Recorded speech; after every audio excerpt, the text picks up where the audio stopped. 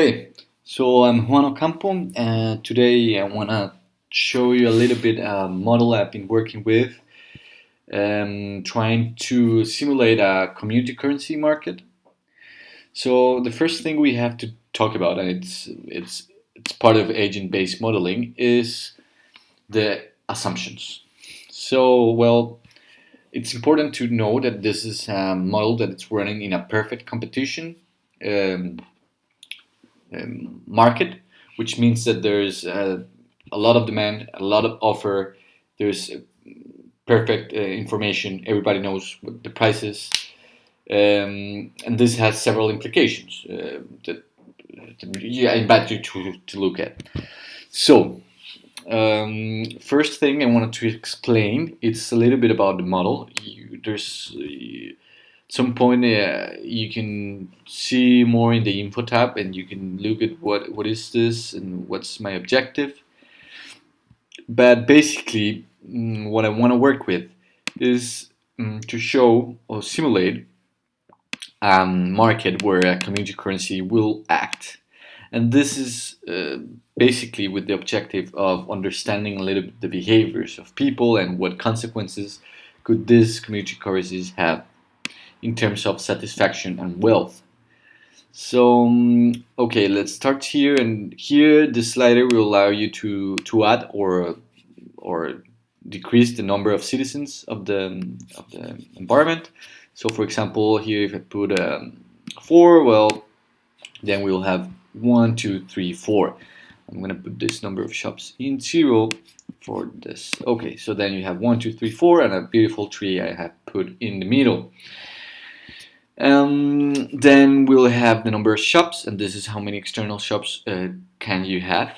This at the moment is a proto agent. That means that it doesn't have a direct influence in the model and doesn't change, but it might change in the future. So at the moment it's just to show that there's now some shops that people can buy into.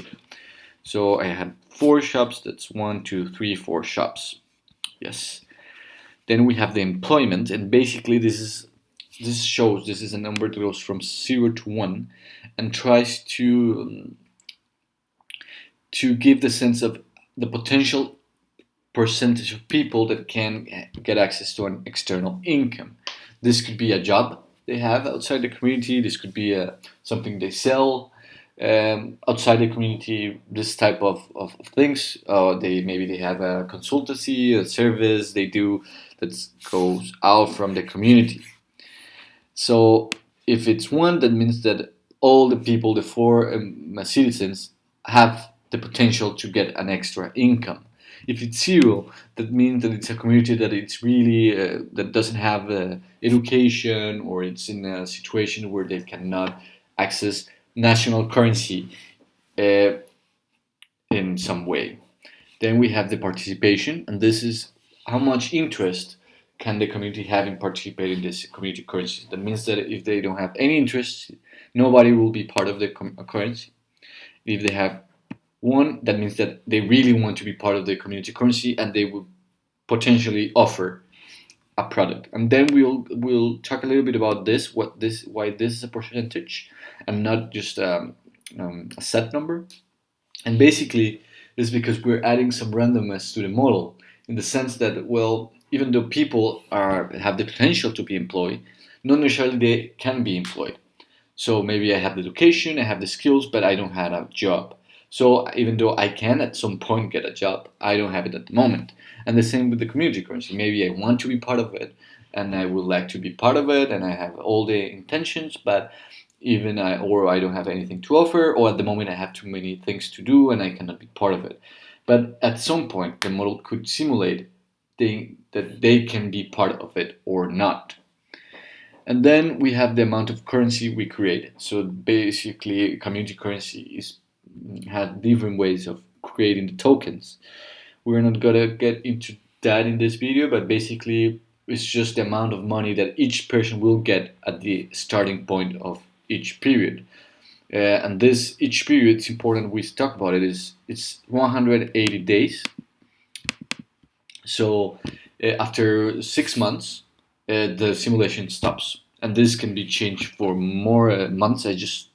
I'm working with 6 months in this model, 880 days. Each day people transact. So the idea is that in each day, each tick, one person wants to buy something. They can buy it or not depending on how much money they have. So, and every day they would like to buy something. There's something here is that I can only buy one thing per day. It's not that I can start buying and buying and buying and buying. No, I just buy one thing each day. And then, but if I am an offerer or I have something to sell, I can sell as much as I want.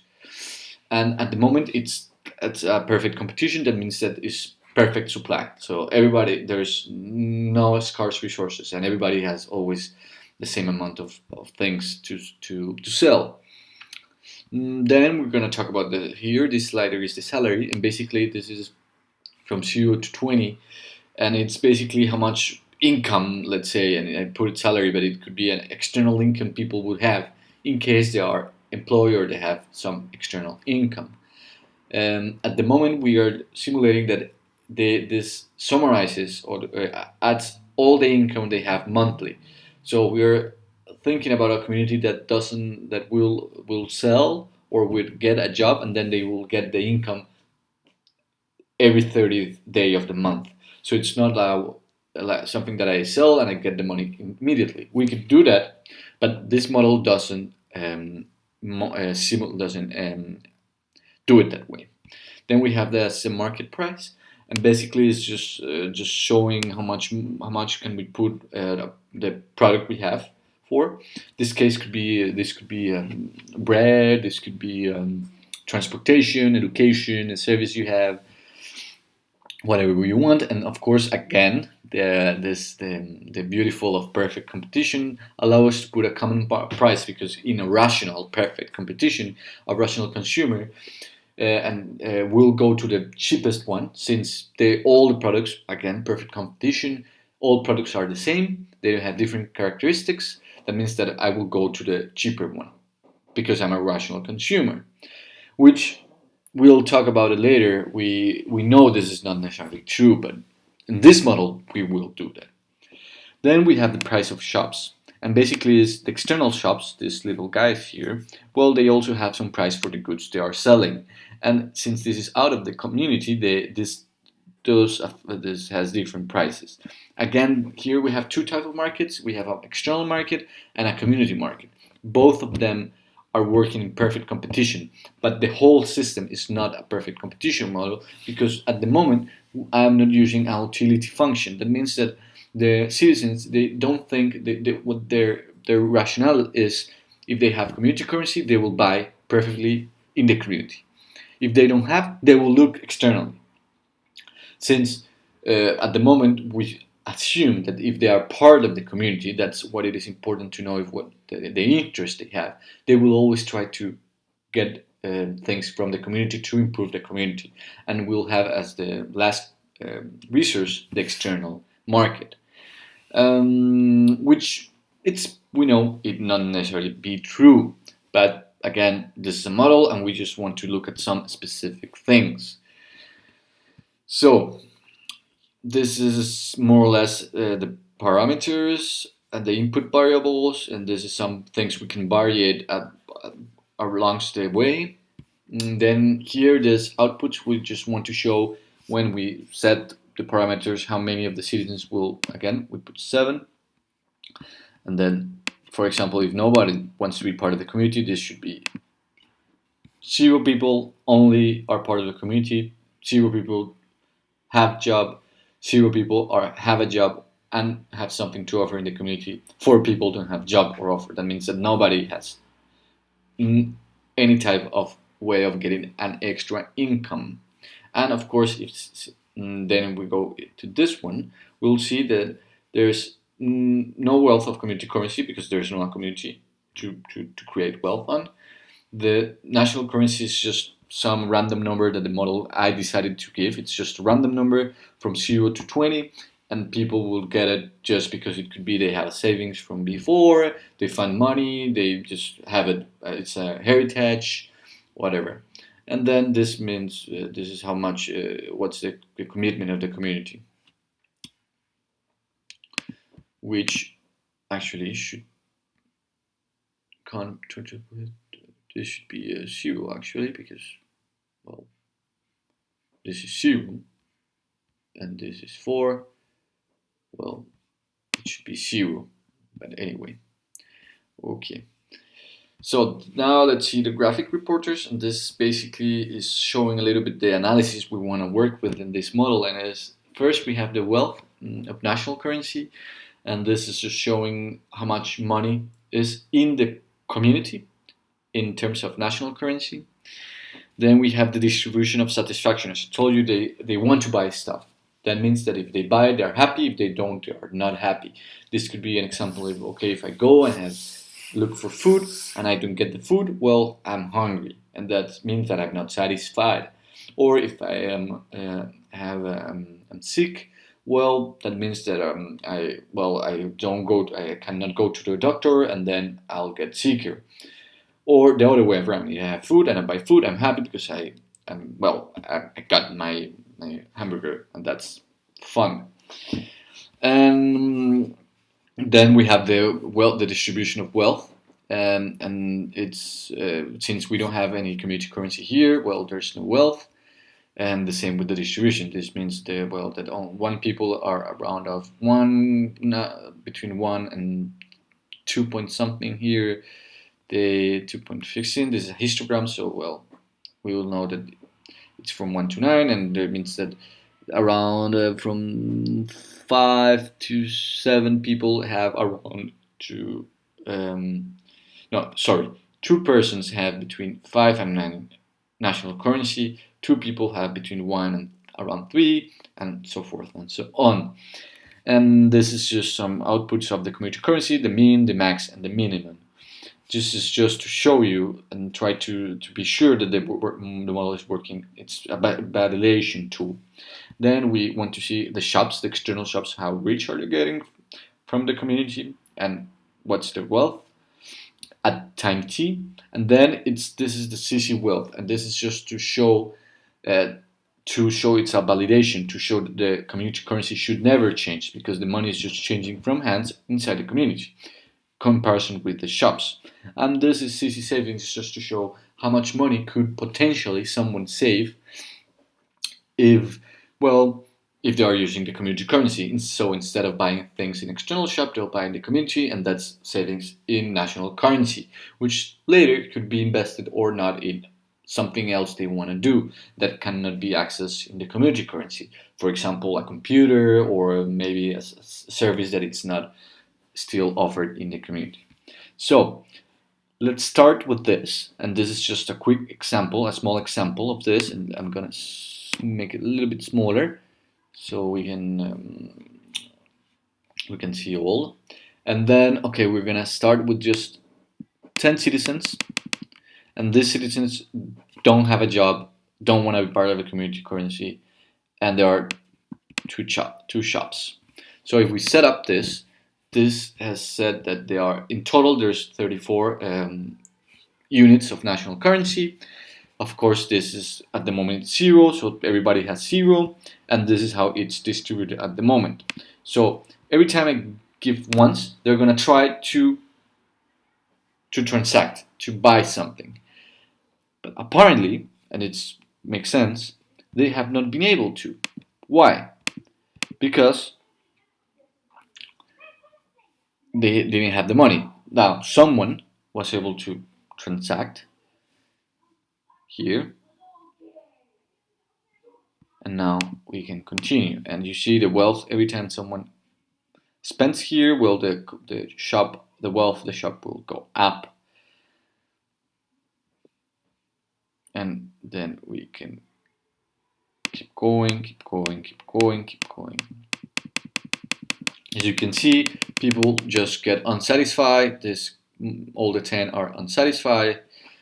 The shops don't earn no more money because there's no national currency, and the distribution just gets stuck because, well, I cannot spend it. There's nothing I can access because the price is very high.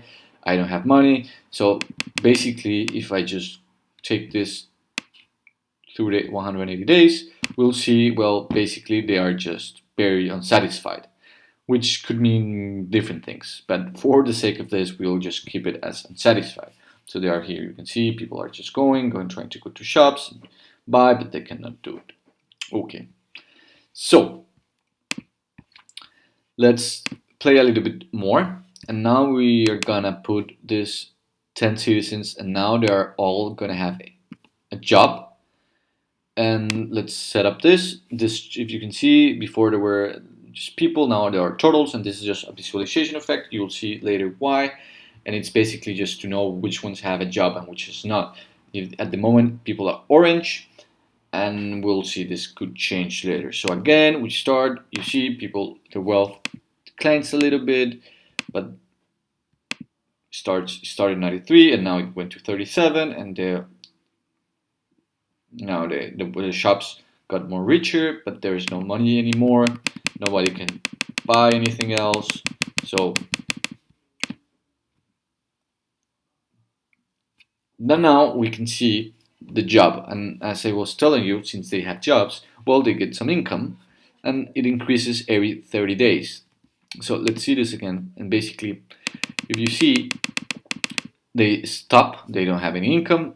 It's been 70 days, they don't have any income, and now when they go to the 30th day, boom, they get some income, people got income again, and then there's a salary of 9, that means people can shop again. And this goes again until it goes to 60, and so forth and so on until 180. Boom. So we can see here how some people are more satisfied than others. Anyway, this is negative, so it's basically they are very, very sad because of course they will buy something for a couple of days, but then this is not enough because this at this time is accumulative.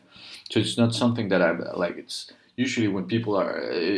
This is something we discuss later. Is what's value? What's satisfaction? Is this something? It's people. Is people like satisfied a day? It's this cumulative. I don't know. There's something that's worth discussing. But anyway, we can see who is very happy, and it's the shops, of course, because they will get all the wealth that is spent goes to the shops that go the money, and this money goes away. We can see this if there's something like I don't know, like a company that it's based, it has a local in the community, but it's based in another country. Well, basically, this money will go away from the community and never turn back, unless, well, people work there. And this could be the example. Well, they work for the shops, so they just basically they work for the jobs, but they have to spend their money in the shops. So it's just kind of a circle of I buy there, I spend there, but the prices are a little bit high for my salary, so it's not enough. This is just an example. Okay, now let's change this. And now we're going to work with the participation. So now people are very happy and they think this is the best thing they could have, and they want to be part of the community currency. So boom, now everybody's part of the community currency. That's super good. Now, since there's 10 people and each get 50, and this is something we will have to discuss, is who decides and how do we decide how much money should be created. This, I just have 50, that means there's a total of 500. So people, this is of course 50, everybody's here, there's 100 citizens. The distribution of national currency is a little bit, it has a spread, and then we start. So again, we go. So people, as you can see, well, they start transacting amongst each other. Yeah, they are able to change their money. That means their satisfaction usually is positive because they always have money to spend. Or at least at this point, they have money to spend, and they are someone that will be able to offer what they want. And you can see this keeps steady because this, of course, is. It doesn't change because money just changed from people. This is 550 because this is auto scale. We can put it just as 500 and we could see it, but this is just a number. And this is the amount of money they have saved. This means that if we divide the number of the price shops in 120, is the amount of money that has been saved.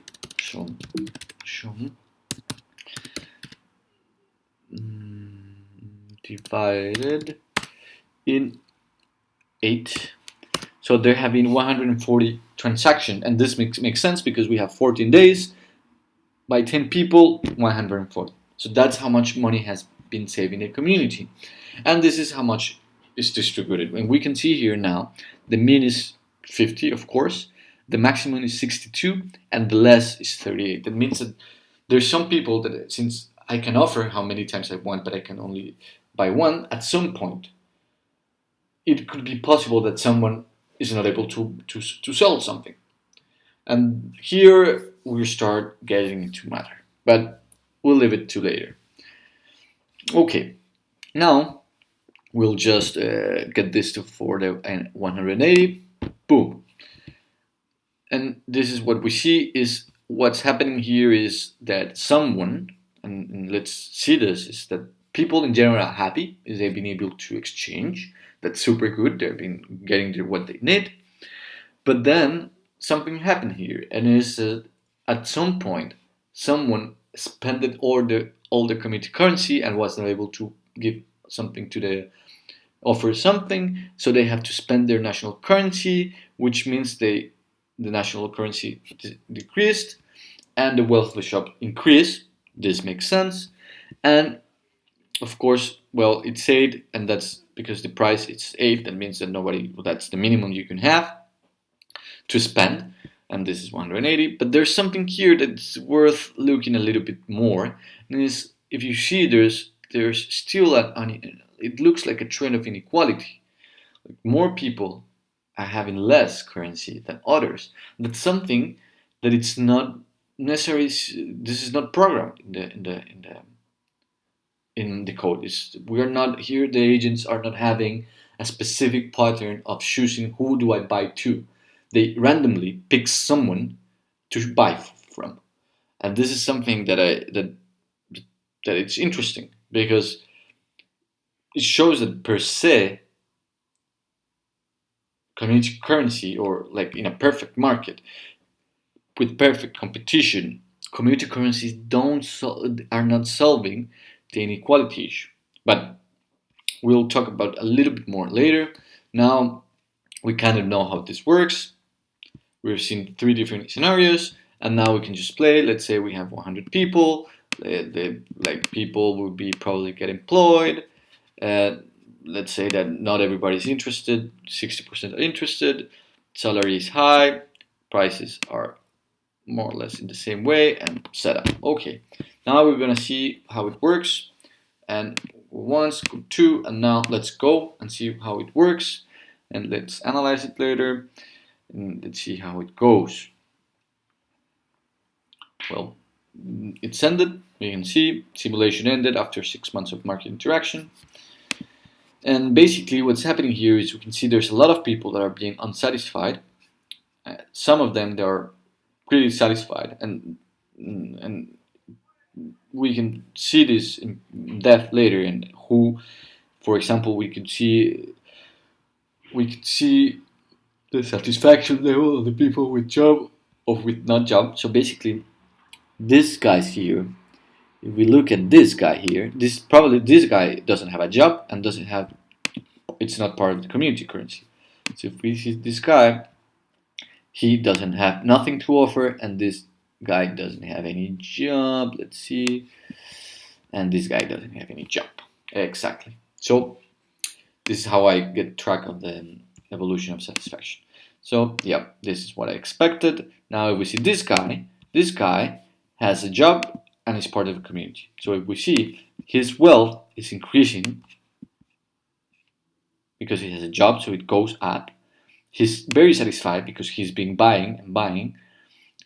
He has a good wealth. He's 74. That means that he's 24 tokens richer than before, and he's quite satisfied, 106, and he has been getting satisfied, and it's because he has been buying.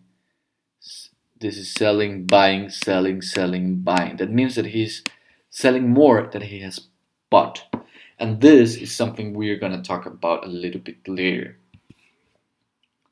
Okay, so this is a little bit, and again we can see there's quite an tendency of inequality in both in national currency and in community currency. So, well, this is the model we have. It's a basic model, it's a base model, but there are some questions we want to talk about. First question is, well, inequality, is this something we want in community currencies? Is this expected or not? And what's inequality in this sense? In a community that is trying to offer something and we know what we are doing and it's usually it's perfect information and we know we can who can buy with and who offers what. This is something we have to talk about, and maybe it's something just because it's in a perfect competition. We'll talk about it later. Also, the satisfaction.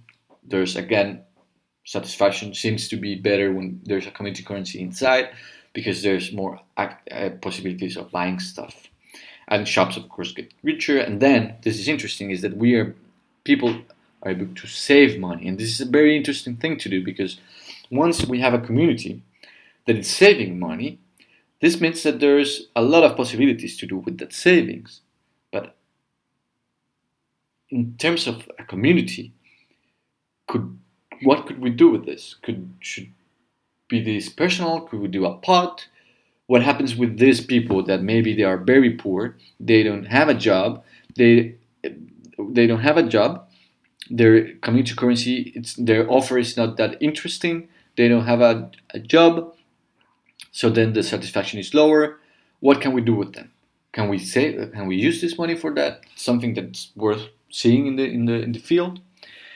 And this also triggers a lot of questions about what's money and how we use money and the construction of money as a whole. Like today, we use money as something that we want to keep and save because that makes us rich. But in this sense, what we are seeing is that the money is, if we had just a finite amount of money that we want to create, that doesn't mean that we need more money. Like usually monetary system theory says that we have to increase the input of money because that will get more commerce, and that means that the theory of quantity, this is how it works: more money, more commerce, that means the better, like more moving in the economy goes up, but that can also mean the inflation goes up, and then there's an inequality. But we can see that in community currency that not necessarily happens, since it's finite and people cannot use it outside. There's no worth in saving it because you cannot do anything with it. So the only worth it is by moving it. And this is interesting, at least for me. So, well, this is a first model, and maybe there's other things I will be working with, and it's what happened when the shops bankrupt because there's not enough sellings, or what happens when we start saving as a people, or what happens if we start giving loans or airdropping tokens to the community. And that's something that will be working in future models. So thanks for listening and see you another time.